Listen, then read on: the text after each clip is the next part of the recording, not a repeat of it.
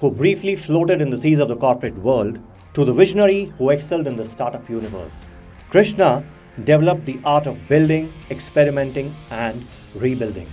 This artistry helped him establish himself as the pioneer in the world of professional upskilling. Krishna is a landmine of stories, experiences, and insights.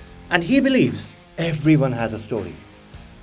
On Simplilearn's very own homegrown podcast, As Simple as That, Krishna will be donning the hat of a podcaster, conversing with learners, industry leaders, business partners, and anyone who has insights to share. In this episode, Krishna will be chatting up with Simplilearn learner Roopam Chopra, whose journey so far seems like a poem. Run when you can, walk if you have to, and crawl if you must. This line aptly captures Roopam's spirit. A seasoned professional with 22 plus years of experience, Roopam has navigated terrains like software development, computer science, project management, and also AI/ML in the recent past. In this conversation, not only will we get to see some interesting insights, but Roopam and Krishna will also share their favorite poetic masterpieces. So let's dive right in.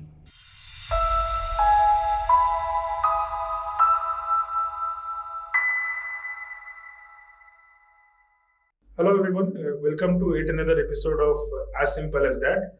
This is a platform where we interview seemingly ordinary people but talk about their extraordinary stories. Today we have Roopam Chopra. So why don't we hear from her who she is, where she grew up, how was her childhood, and just for us to know about her background and where she is, and then we'll delve into a very interesting discussion with her. So welcome Roopam, welcome to As Simple as That. Thank you for coming and taking time to speak with us. So we'd like to know about you, your childhood, and your journey maybe in a couple of minutes for our audience to get to know you as a person.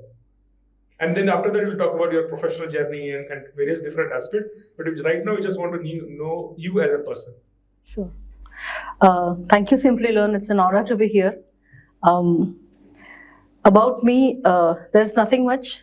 I am born and brought up in Maharashtra. So I'm a Maharashtrian. My schooling... But your name is Chopra, not Punjabi. Yeah, that's the catch. Actually, I'm a Maharashtrian married to a Punjabi who is born and brought up in Rajasthan.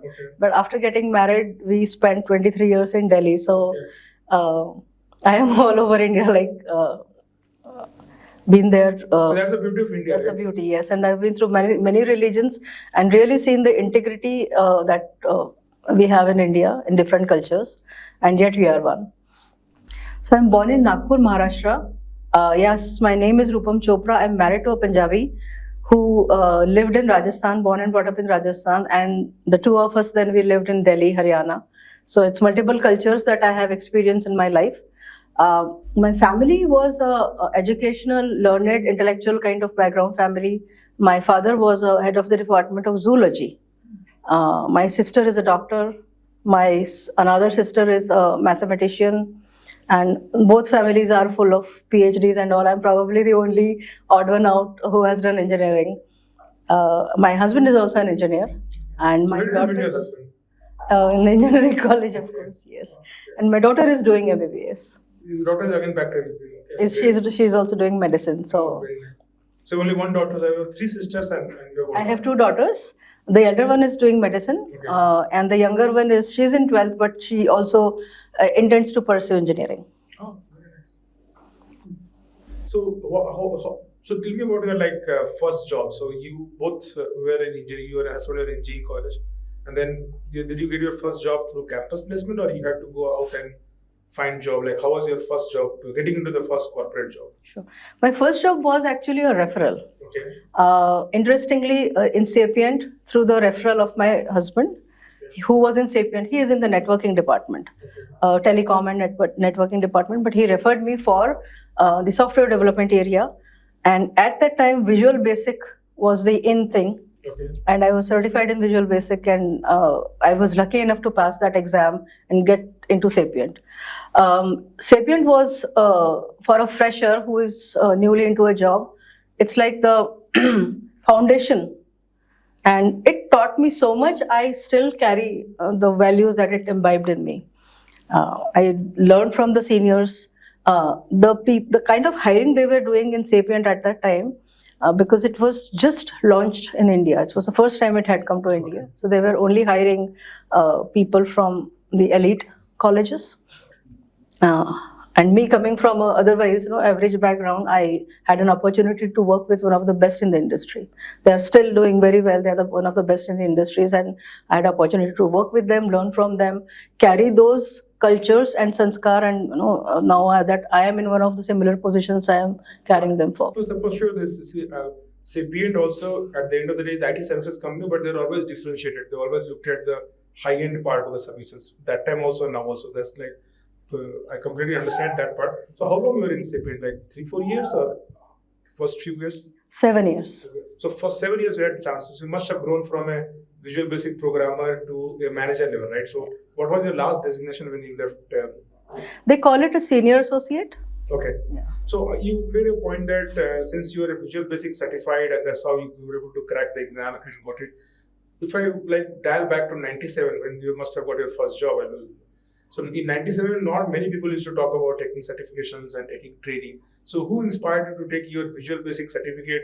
Because you had not got job by the time. Since you were certified, you could clear the job. So where did you get this idea of doing Visual Basic? What was the trigger point or inspiration, or where did you get that thought that I should do this? Sure. It was actually 2001. Okay. Between 97 and 2001, I went through personal transition. I lost my father in 1995, and then it was just my mother and me. That's my father's passing away is another interesting story, a very tragic, interesting, and a lot of learning story. I'll share that with you. But coming back to the discussion, since it was just my mother and me, just like all Indian mothers, she was worried for getting me married. So I thought, let me do that first. And we went to Chandigarh. I was into IT training institutes like Aptech and IT we used to have at that time. The local institutes I was teaching there. So I have not recorded that in my resume, but I was really not into IT software development working as a professional until 2001. So you completed your engineering in 97. So that 4 years you were saying that you were also acting as an IT trainer in the local IT trainer, settling down, getting married. Got it. Yeah. So in that period itself, you had done this Visual Basic course. Maybe you might be teaching that to the students. We had that Microsoft Visual Basic big book with a CD. Yeah. Yes. The white color book, right? Yes. A blue color, I think. Yeah, and certification was also happening at that time, so I did that. So that certification indirectly helped you in cracking that exam, and you got your first job, and you worked there for 7 years. In that 7-year period also, so of course you learned on the job, and Sapient had some of the best people working for them, so you must have learned a lot from your colleagues as well as seniors. But did you do any specific program also during the 7 years, or not really during that 7-year period, like taking any other certification, any other course that you remember? Yes, of course. Vignette was one of the big things at that time, content management systems. So Vignette is a content management, I don't know, so it's a content management tool, kind of a software. Yes. We used to use a language called STCL. I learned Java. Okay. I have worked a lot on JSP. ASP at that time was a lot of, so I did software development for a long time, and it was the time of dial-up internet. Okay. So setting up an operating system browser lab for testing was a big thing. It was a big task using the dial-up connection. So that's how I got a little bit of experience into testing.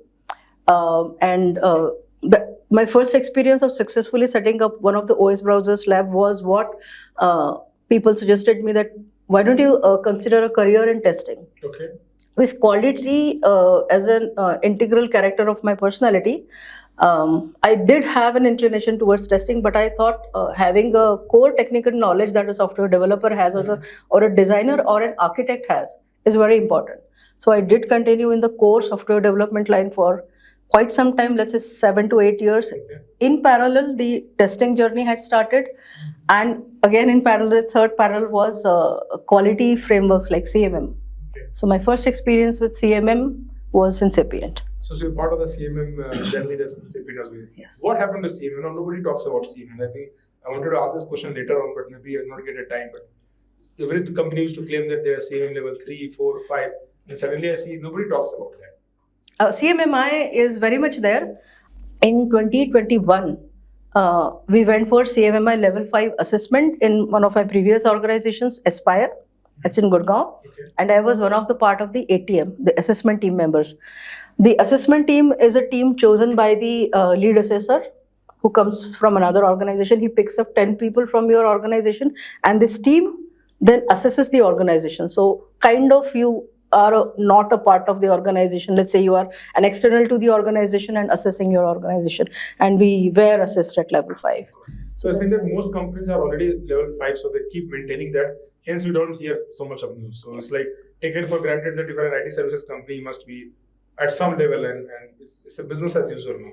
I remember long back in 2001, 2, 3, it used to be a big deal that every company used to do. So now people report that, see, one thing that we have seen is that as Simplilearn, in the last 12 years, we have positioned ourselves as a platform where you come and learn new skills so that you can get a promotion or you can just be better at your job. Or many times people want to switch their jobs, so they want to do something to get prepared, or also come in that mode that now I'm thinking about taking a job. So I'll be applying and I'll have some mental time. So let me also add some additional skills to me. So that's been our business in India for sure. Of course, there is different dynamics that plays in US, but India, this is what I have seen as a trend after speaking to the learners. But I have also seen resistance. The people who are, let's say, 2 year, 3 year, 4 year, 5 year, below 10 years, they are generally faster in decision making. They know that I'm working in Java, or I'm working in machine learning, or I'm in testing, or I'm in quality, or I'm in digital marketing. They take quicker decisions that, okay, I have X number of years of experience. I worked in 3, 4 companies. I think if I do this additional course, that will help me get to a better career. But we have seen that people who are like, say, 20 plus experience, they generally give up. Yes. They generally have this tendency that I reached where I had to reach. Now nothing can help me except luck, which I think is a wrong notion. So they give up, saying that course se kuch nahi hota. I am where I am. Maybe if I'm lucky, I will not get laid off, or even if I get laid off, I can do something. But a course can help me is not going to happen.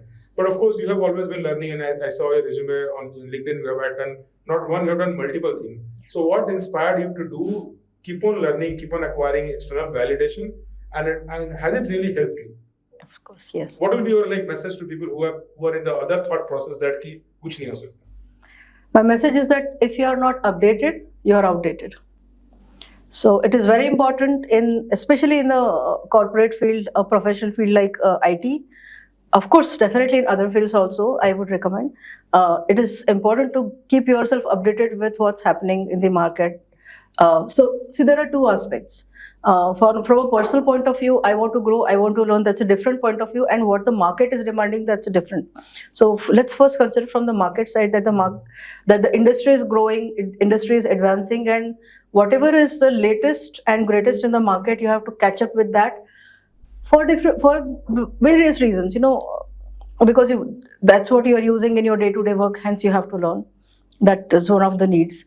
From a personal point of view, I want to grow to something that is recent in the market, or I want to get a better understanding of a technology or any other service. That is a personal requirement, drives from a personal need. Okay, a personal ambition. It could be your children's education, investment, long-term, foresight where you want to be after you retire. One interesting thought I experienced, there was this person who was 78 who goes for a health check, and the doctor says, you are very healthy, I think you're going to live till 100. And he realizes my retirement money, my pension is not going to last that long. And that's when he starts cutting the cost. So you never know how long you will have to be prepared for.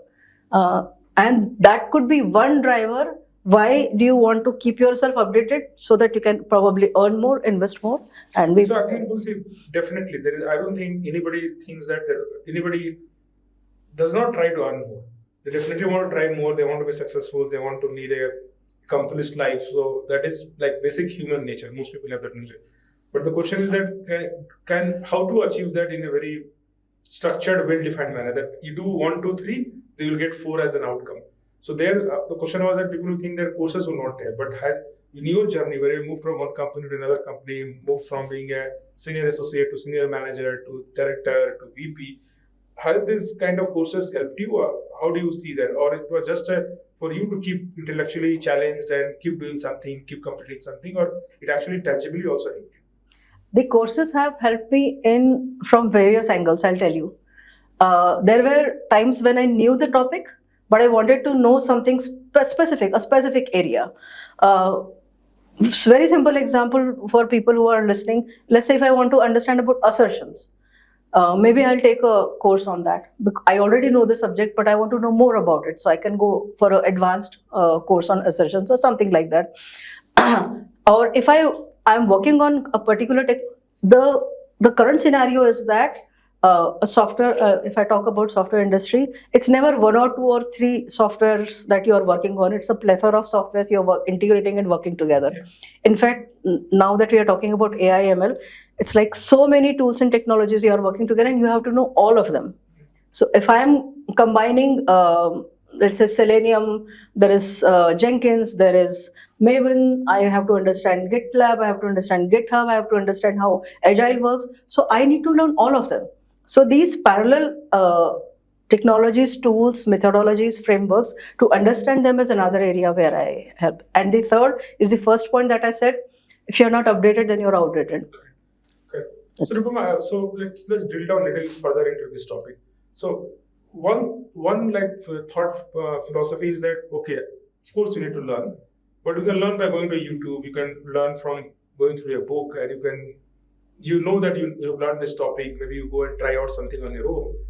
Why do you need to take an expensive course for doing so? And there I've seen some people believe that, okay, even if I have learned a topic, how do I go and show this to within my own organization that, see, I've learned this particular topic, and here is an external validated certificate, versus you having this confidence, yes, I know, and I can actually perform the job on the fly, and if you want to question me, want to interview me, you can do so. So have you seen a third party popular certificate or a university that is very popular playing a role in getting you a seat on the table, or that you have not seen playing out? As long as you know the topic and you can demonstrate that, it's fine. What training one should take or what learning platform one should take is an important decision. Yes, YouTube and so many other mediums are available. My favorite one being classroom training after all. Okay, so what is your objective? What do you want to achieve? And how would you like to use it in a long term? These are few factors that help you decide what kind of training you should go for. Yes, similar trainings are available on YouTube. However, my objective was to be able to use and implement it. And the other thing that I knew as an issue on my side is, of course, a time limitation, and sometimes, okay, I'll do it tomorrow. Procrastination. I wanted somebody to compel me, to make me sit down and learn. So that is one of the reasons why you should go for registered courses. So I'm just talking about any registered courses. I'll come to the point why expensive courses. So they really help a lot. The second option is these courses are tailored. They are created in a way to attend specific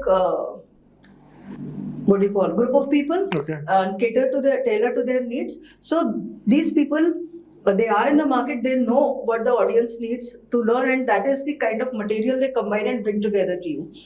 Vis-a-vis YouTube, if you go to YouTube, you will find thousands and millions of videos, and choosing one from them which is suitable for you is a difficult task. Got it. Vis-a-vis, if you go to a learning institute, there are people who will help you pick up the right training for you. Of course, you use your personal judgment also, because you are in the market for some time. Now, talking about an expensive course. I have an engineering background and I always wanted to do MBA. However, I could not, for whatever personal reasons or something. But I needed to learn. As I was growing in my career, I needed to learn leadership, finance and everything. So I did a diploma course from ISB. Okay. And I had an opportunity where professors from Stanford and such, Harvard, Stanford, they were teaching us. And I could see the difference of the teaching. So, of course, it comes with a pinch of salt and the price is higher. Yeah. But you don't compromise. I'm coming from a quality engineering background. When you know what quality you are getting, then you don't compromise with anything else.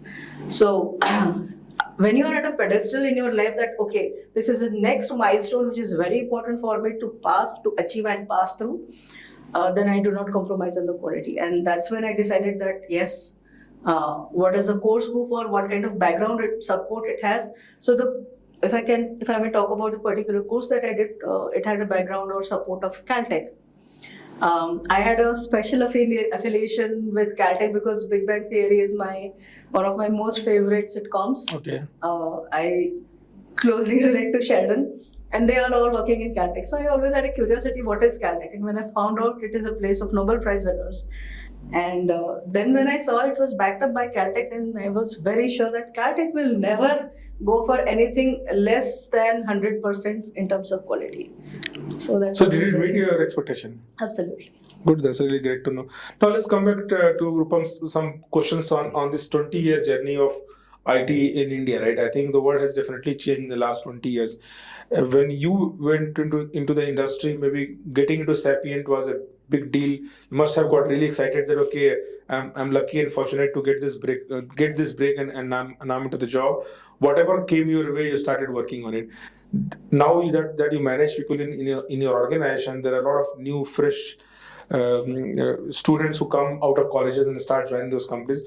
What is the difference that you see from the 20 years back when you were there in that place compared to your junior most team members who are part of your team? Have you seen any change in their thought process and their aspiration and their way of working? Yes, absolutely. This generation is more inquisitive, intelligent, and they stand for themselves. This is something different from the generation that I am coming from. And on the other side, attention span, maybe because of the social media, and insight. So you have information, but insight is something that I probably hope that this generation Z, and the generation before that, as they progress, they should be able to catch up on, as compared to the previous generation that I'm talking about, that year or mine. So I think that there are both the plus and minus. The while that attention span is less, they know what they want and they're more clear about their expectation in life. Like one thing that I noticed that point when I started my career way back in '99, that time whatever was given, you start working on it. You don't try to question whether this is good for you or not. Be it testing, be it software development, be it project management, be it anything. But now I've seen increasingly this young kids, they are very clear that they want to be a marketer or a software developer or a sales guy or a product manager. They don't take you just because you say, because of so much of information. They're not afraid of breaking the rules. Yeah, they're not afraid, and they also question you, right? So which is never good. Yes. Because maybe because parents have also become more open with their kids. Like in our generation, if your parents say something, you just follow. You don't argue back. But now I see parents also are more open with their kids in terms of like brainstorming and then deciding. So maybe that also is helping. Now tell me, see, I have seen that, and this is a topic that is very close to my heart, which is like women participation in workforce. I have seen that if in India, there are this huge population of labor class, both male and female, all of them work. Because they can't afford not to work. Like in Bangalore, whatever people see maids coming to our house, most of their husbands are either a security guard or something. So security guard, they work in the night, the wives work in the day when the kids are in the school. So they're very hardworking. Unless both of them work, there is no way they can have a stay in Bangalore in a metro. Same in villages also. Husband, wife, entire family works in the field. So very hardworking from that perspective.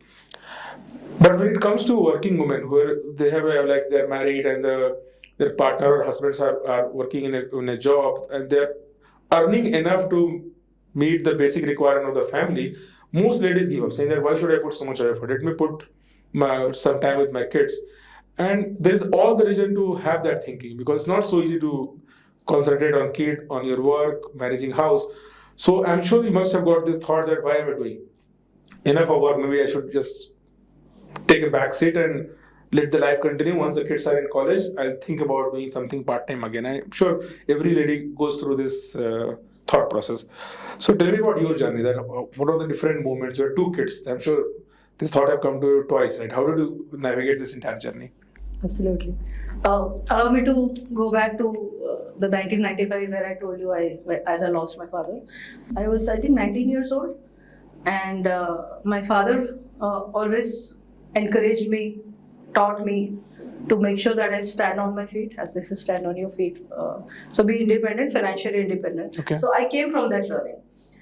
His passing away was a shock for me, and I did not have a brother.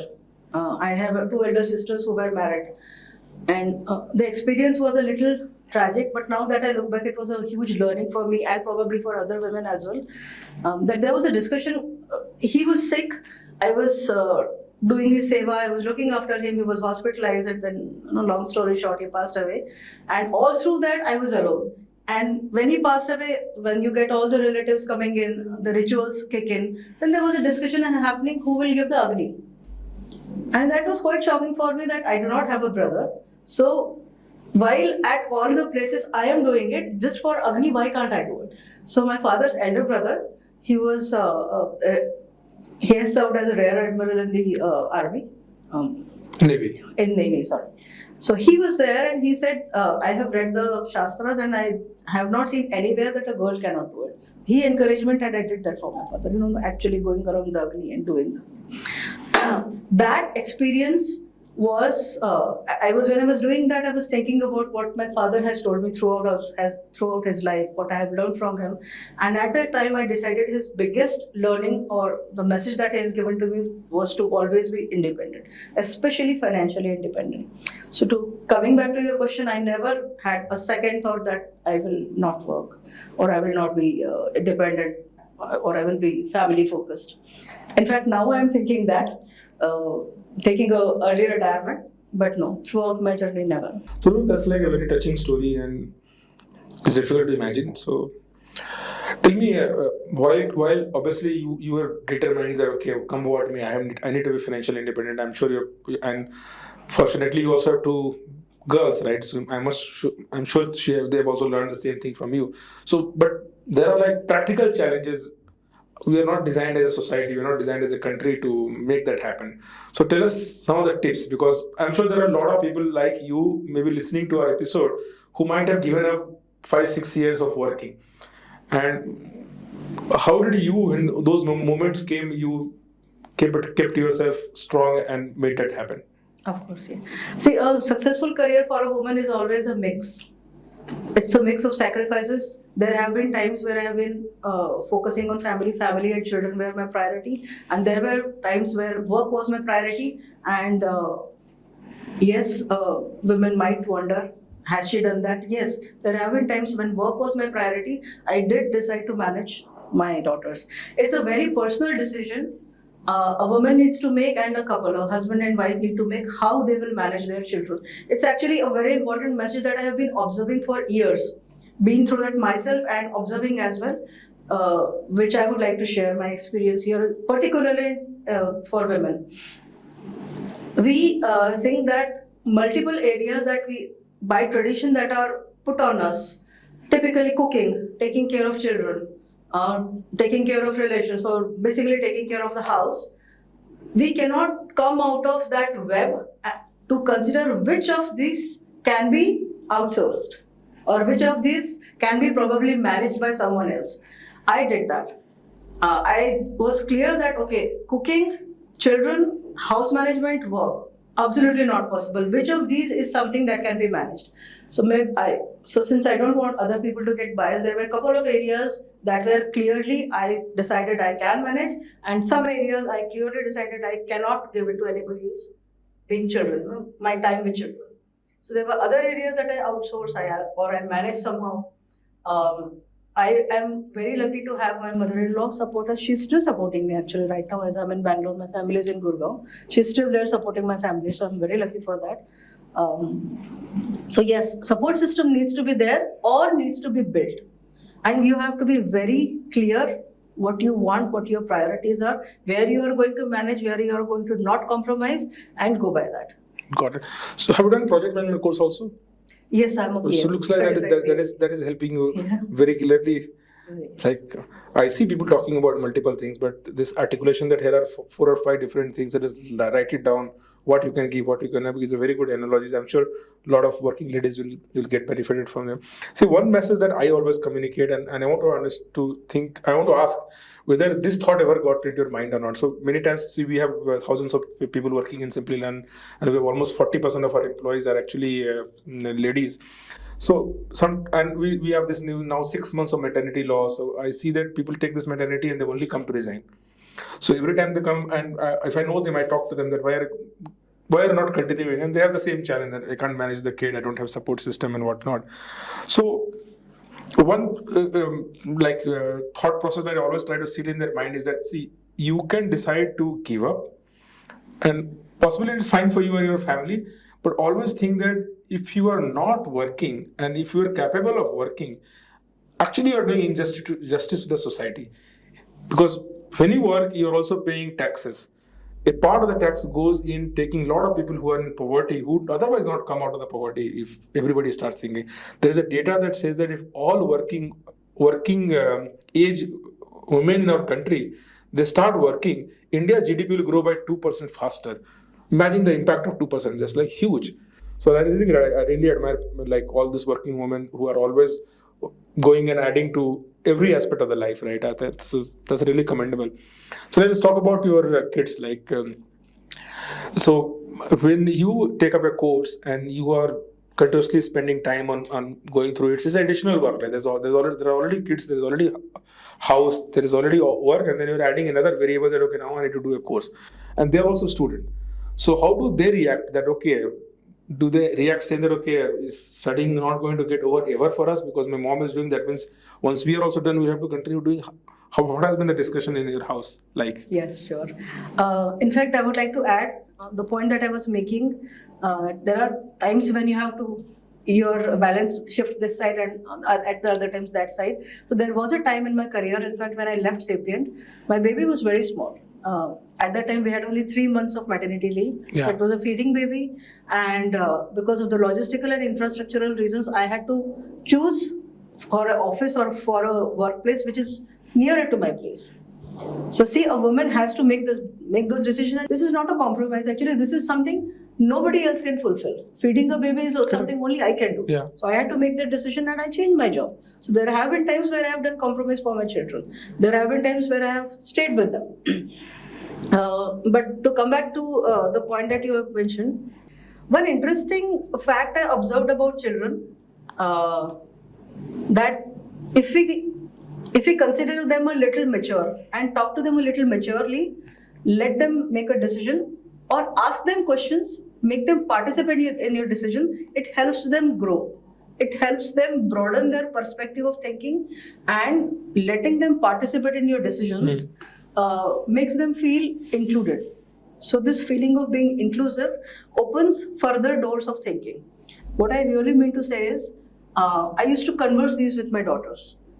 Should I do this? I used to travel a lot on my job. So I would ask them, do you miss me? Are you okay?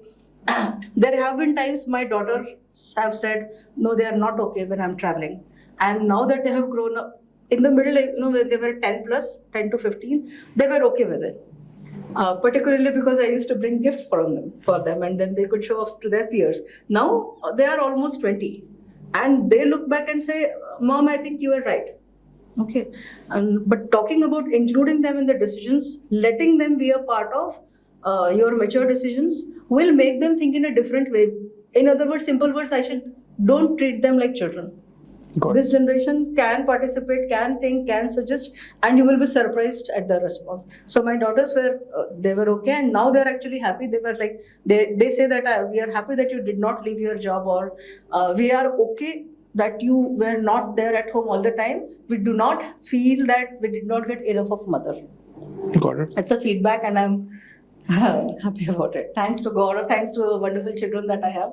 This is how it is. Oh, it's really amazing to hear. And this must also be helping you manage the new kids that are coming in as part of your project, because I'm sure they also have a similar kind of story at their home, so that they participated in their parent decision making, so they want to participate in the work decision making also. So I think, Roopam, when I look at your journey, there are the very two clear, distinct part that we'll ask our team to highlight, because there are a lot of people who can take inspiration from you. One is, in general, this thought process that after 10, 12 years of experience, doing anything does not help.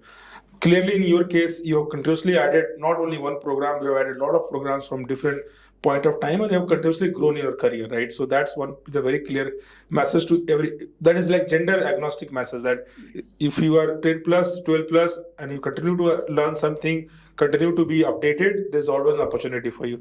The second part is on the, like, as a human, right? That, okay, you have 2 daughters, you have like mother-in-law also to take care of, and you had a traveling job that makes it even more complex. But you had this determination that I need to be financially independent. I need to not be a role model to my like daughters, as well as live up to your father's expectations, so you're able to successfully manage it. Now, obviously, now we are completely free, right? Because kids have grown up. So both this message we will highlight to our audience that both is possible. 10 plus years is experience also you can grow. So don't take it for granted that you didn't go to a top school and hence you don't have a future. Both is untrue. So that's really, really amazing. Now let's come back to your personal side again, right? Because I hear from my team that you're also a poet, you have written a book. Now that adds one more dimension to your life. So you already have so many things to do. How do you find time for that also, and where did you pick up that from? It's purely your determination and your will to do it. I actually used to be involved in a lot of athletic activities. At the age of 32, when I had 2 children, I started running half marathons and participating in obstacle races. How did you manage with your children? I took my children along with me. I took them to obstacle races, Devil's Circuit. I took them to marathons where they would do the smaller runs, we would do the bigger runs, and I would take them even to the exercise courses that I would do in the gym or wherever. Okay. Yeah, so that was the way we managed. My husband is a triathlete, so together as a couple, we have a health freak environment. Okay. So that probably something else. He's the main energizer in terms of health and fitness in the family. So, but that is the way that the whole family. Basically what I'm trying to say is, if you decide to do something, there is always a way out. You just have to think it in an innovative way. Okay. There is another point that we were talking about children and women and being financially independent. If you really love your children, you will decide to be financially independent because you will think long term. You will think about a lot of those scenarios in which you will realize why you need to be independent. You know, the risk areas, the rare possibilities, you know what I mean? Yeah. I don't want to mention those. But yes, if you really love your children, if you really want to take care of them in the long term, you will realize why I need to work today, so that if there is a mishap 15 years down the line, you cannot suddenly take a job. Yep. And we have that. Actually, this situation is so much prevalent in India. Yeah. 15 years down the line, 20 years down the line, the woman is helpless. So that is one reason we should take a job. Coming back to the hobbies, so that health journey is still going on, not to the extent of marathons and all. So around 2006, literature is something I have always been interested in. With my family, my maternal family has always been interested in literature. That's what moved me to literature. And again, a message. That was a time for me to make a decision, how much do I want to get involved in? Because coming again from a quality background, and as I keep saying, quality is a part of my personality. When I picked up literature, particularly poetry, I want to make sure I follow quality in that area as well. But then you have to learn grammar. You have to learn the prosody of poetry. I did not have that time. I had small children, I had a traveling job. So I literally kept it away. I decided till my daughter passes her 10th class, I will not take it up. I kept reading, I kept, doodling, scribbling, that's it. But once she was done with her class 10, that's when I started. I had a guru. I learned from him. I learned Urdu. I learned the aruz of shairi, the prosody of other poetry, and I have been writing ghazals. Doha has a different type of format, so I learned that as well. My guru is still there, he's still guiding me, and I do not publish or read anything without his review and approval. That Guru Shishya Parampara is still continuing in Do you have any favorite poet that you admire, like not near time, but I'm saying all this popular if you ask hardcore poets, very passionate poets, who is your favorite poet? They say, we don't have a favorite poet, we have favorite poetry. Okay. Because we like bits and pieces of many poets. But yes, if I would name in the field of shairi, there is a very well-known poet from Pakistan called Ahmed Faraz. Mir Ghalib are of course there. They are the big ones, but yeah, they are of course liked by everyone. Personally, I like Ahmed Faraz. I write Doha, and Kabir is the king of Doha. I can tell you mine. I also like Hindi poetry a lot. and for me, my favorite poet is Ramdhari Se Dinkar. All-time favorite book is Rashmi Rathi. Rashmi Rathi. Yeah, like I don't know a lot of lines that I can like tell at any point in time.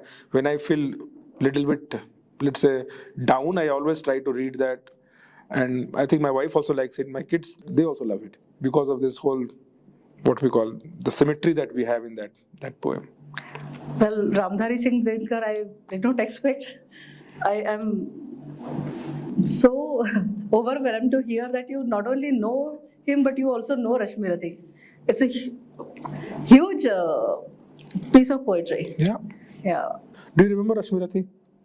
You want to talk about? Sure. No, I don't remember anything. I don't remember my own poems, you know. Okay. But I'll tell you some lines that I remember on top of the mind. When Krishna goes to like Kauravas, and that part is the most interesting that I like. दो न्याय अगर तू आधा दो, उसमें भी अगर बाधा हो, दे दो सिर्फ 5 ग्राम, रखो अपनी धरती तमाम. दुर्योधन वो भी दे नहीं सका, आशीष समाज की ले नहीं सका.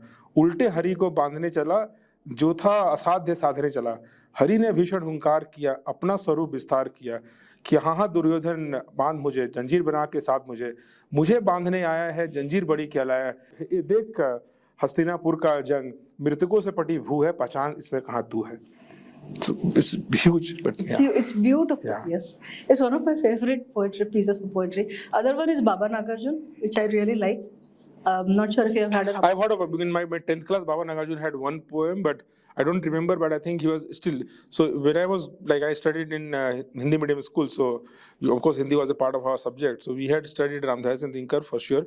We had this Maithili Sharan Gupt. He had a lot of very good. Of course, we had Subhadra Kumari Chauhan and Premchand, which is not a poet, but at least great writer. So all those I'm very, very exposed to. But it's very difficult to get Hindi books. You know, I have not studied Hindi in school. So you studied in Marathi? No, only Sanskrit. Oh, so that's I've like studied only in Sanskrit. I've studied only Sanskrit.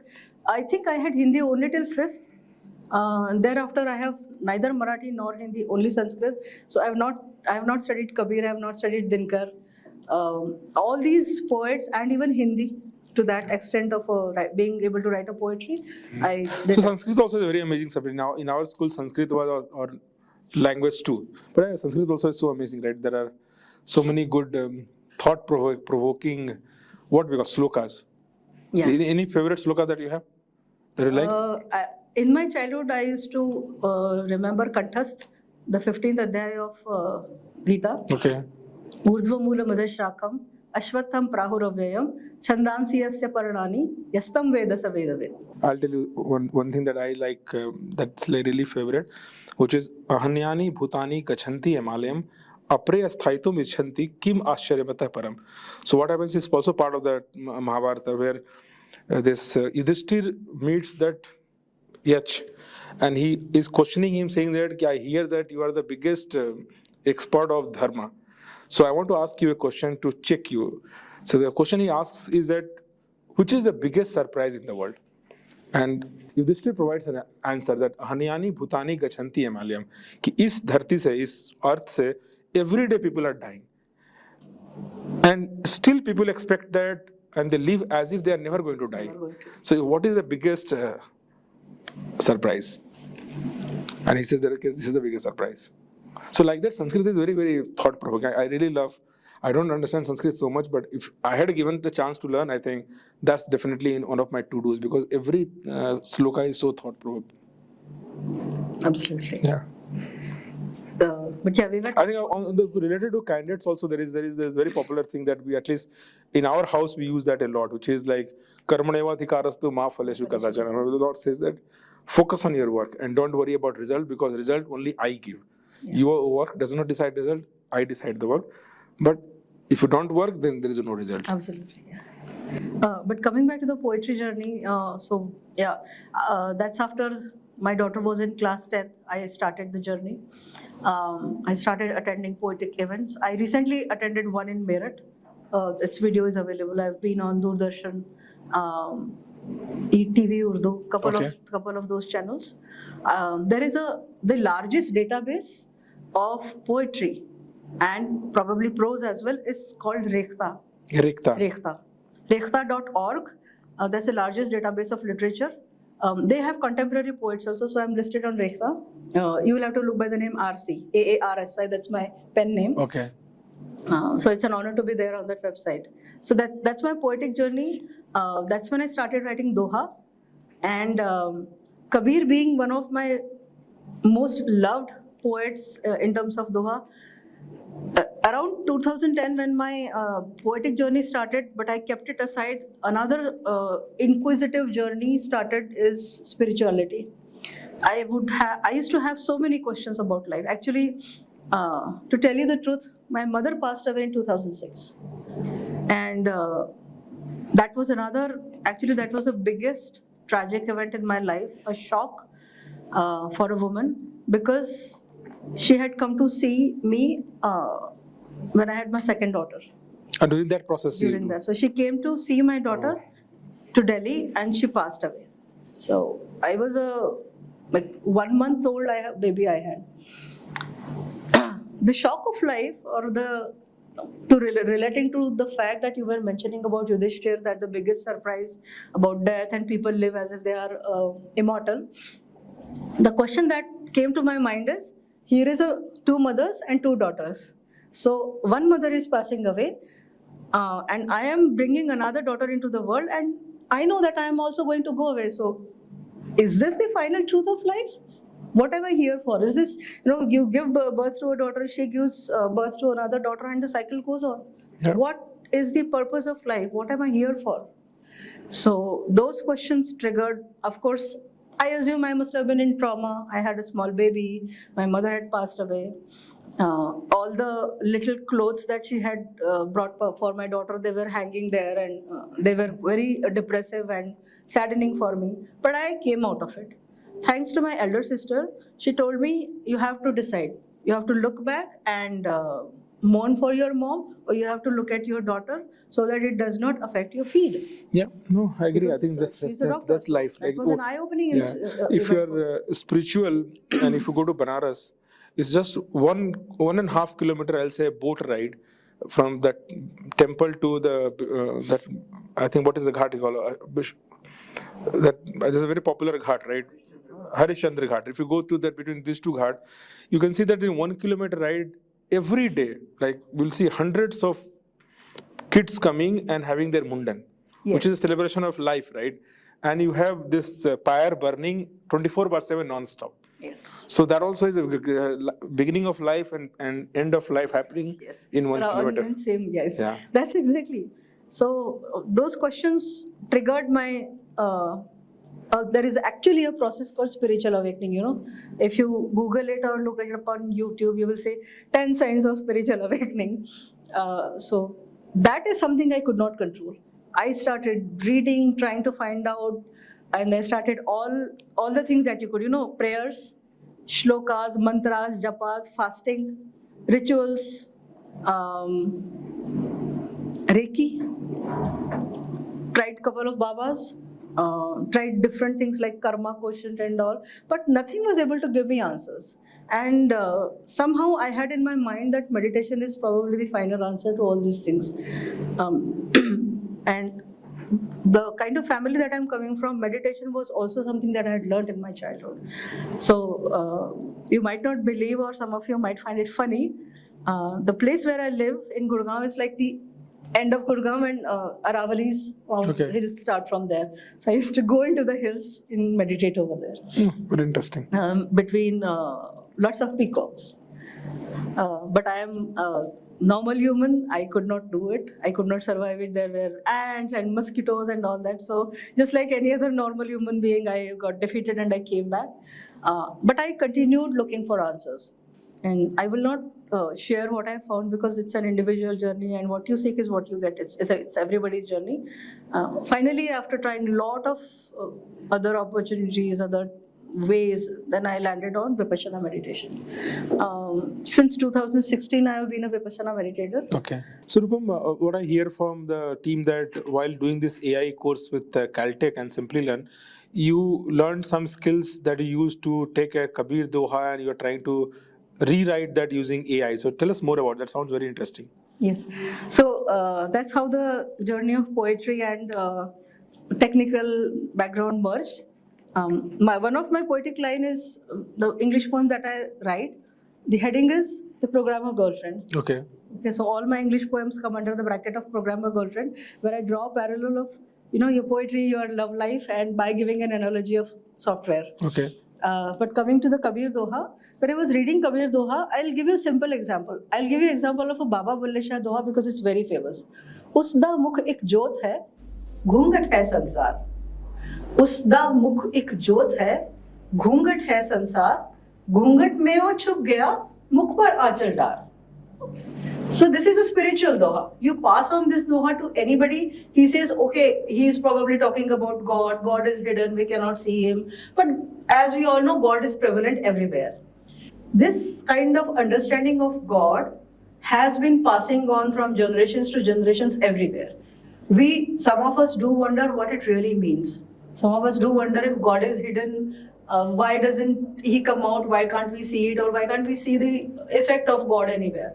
I'll give you a simple example using artificial intelligence, machine learning. So when I was doing the course and when we were learning about virtual reality and augmented reality, there was a discussion of video games. Okay.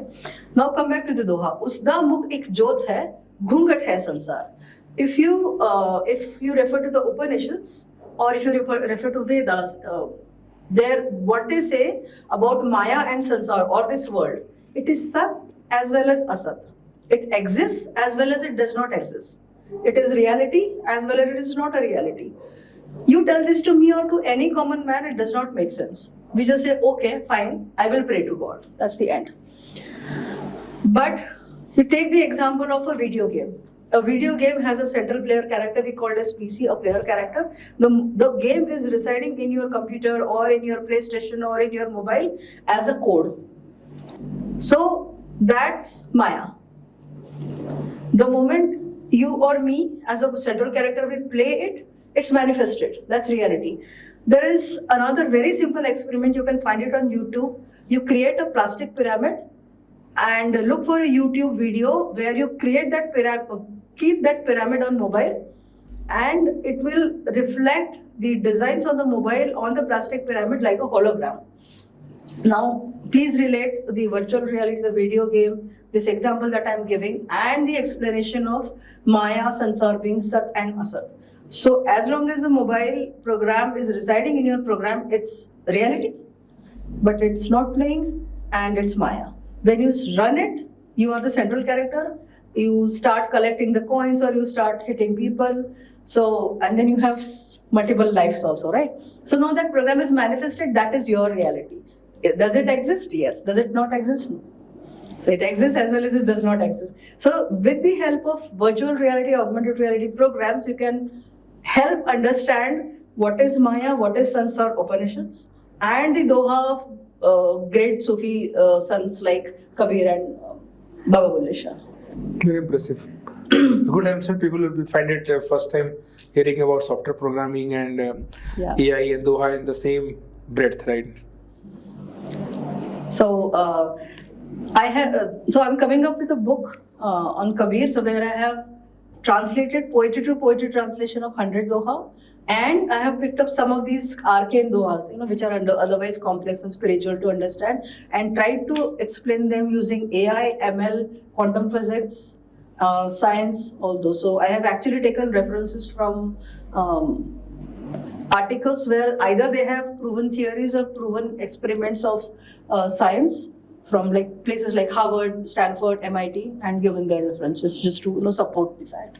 So one of these dohas is Usda mukh ek jyot hai, घूंघट hai sansar, घूंघट में वो छुप गया, मुख पर आंचल डाल. There is another doha, very famous doha of Kabir, माला फेरत जग भया, फिरा न मन का फेर, कर का मन का डार दे, मन का फेर. So what he is saying is that you are turning the rosary. The beads are going on and on, but nothing has changed. Your life is still the same. So drop those beads that you are turning and turn the beads of mind.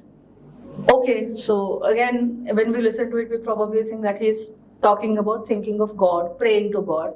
He's actually talking about a meditation technique. So that is something you need to understand. These great Sufis and saints where they say something, it really means a lot. So we have to look behind the meaning and try to find out.